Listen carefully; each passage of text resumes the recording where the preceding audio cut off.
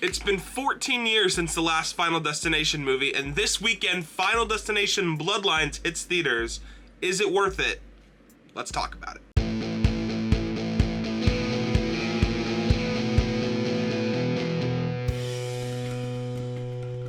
So last night, I had the chance to go see Final Destination Bloodlines, and I have quite a lot to say about the movie itself.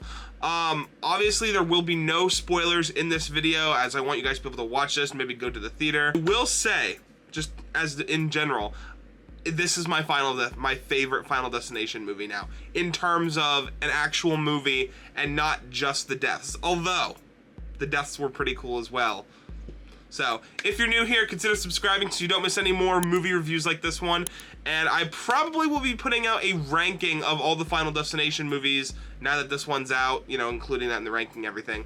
So, let's get started. So this movie follows a young girl named Stefani who starts having these weird dreams at night of her grandmother dying, who was one of the, the few people that has cheated death. She had a premonition. If you're not new to the franchise, you know exactly how this works. They see a bunch of people dying, then it's like a premonition, and they end up saving everybody, right? Well, being that her grandmother had this premonition, how many years ago? Like, we're talking like 50 years ago. And there were so many people that were affected by them not dying.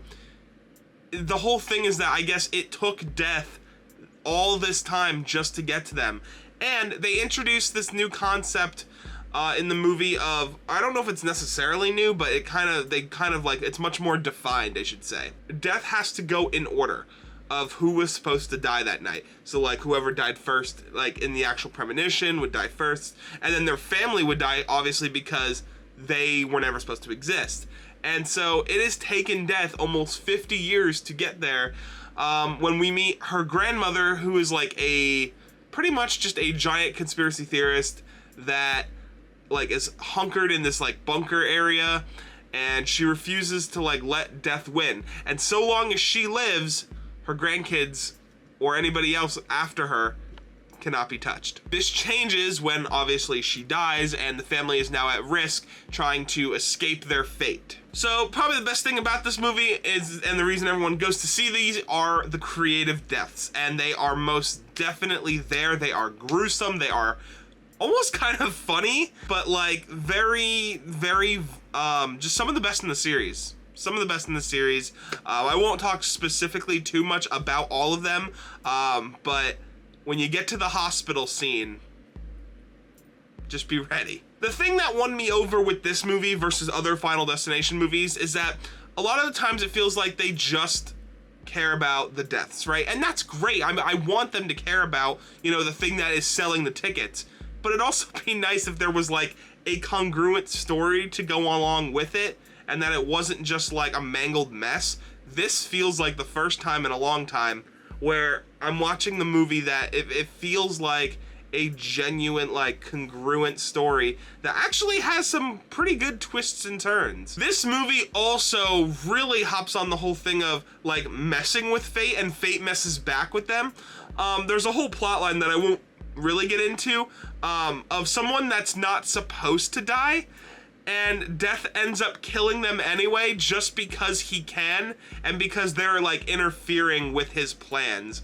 And I think that's really funny. He also just like messes with, like, you can kind of see they kind of like characterize death in this movie, and just like the way he kind of does things. The movie also, this kind of goes with the death thing that I was just talking about, has some pretty cool set pieces that I personally enjoyed, such as like the big tower and the way that they did all of that. I will tell you, this was really funny. In the very beginning of the movie, there is a kid that like drops a coin, and it ends up like being part of the destruction of like the big tower and everything, right?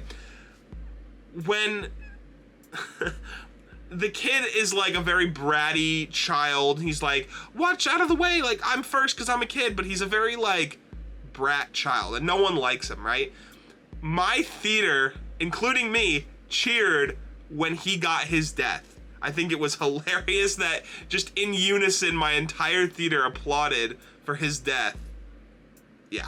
Tony Todd also makes an appearance in this movie, and also this will obviously be his last probably film credit, because he has since passed away due to cancer. And I do want to kind of touch on the irony, which I have a feeling, you know, he was a man of sarcasm, funny humor, and I really feel like he had a hand on some of his stuff in this movie. I'm guessing that when they filmed this movie, he had already known that he had cancer. In this movie, he references like cancer, like, oh, like I have cancer, something like that. And they do kind of a twist, and I won't kind of get into it, but they kind of take his character full circle in this movie. And it's very ironic the way that they did it, being that, like, you know, he just passed away. It's just very ironic, and I feel like he had a hand to play in that, so I thought that was pretty funny. I also absolutely loved the color palette in this movie.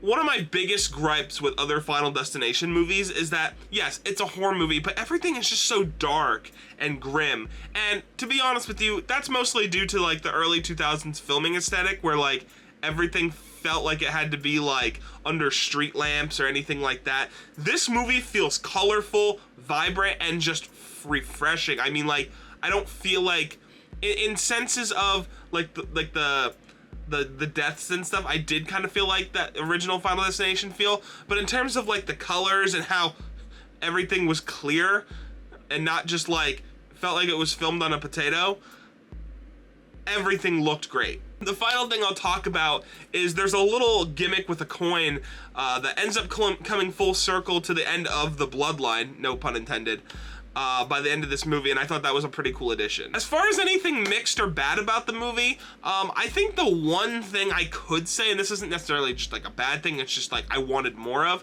I think there could have been like maybe 2 or 3 more creative deaths. We got the big set piece, so I think that that's where they kind of did that, but I would have loved to see, you know, 2 or 3 more different like creative deaths throughout this movie. I think the ones that we got were absolutely fantastic and were just like weird like stuff that they did, but I think it would have been cool if we got like maybe 2 to 3 more. But I am pretty satisfied with the ones that we got. So yeah, guys, that is my review for Final Destination Bloodlines. Let me know down in the comments what your favorite Final Destination movie is, and if you plan on seeing Final Destination Bloodlines this weekend. Like I said, this is my now my favorite in the series. I think next to either 3 or 5. I really liked 3 and 5. I thought those were probably my other 2 favorites in the Final Destination series. But, you know, let me know your thoughts. You know, what is your favorite death scene in these movies? I know a lot of people post the death scenes on YouTube and do all that kind of stuff. So let me know all that down in the comments, and I will see you guys in the next movie review. Peace, Kernels.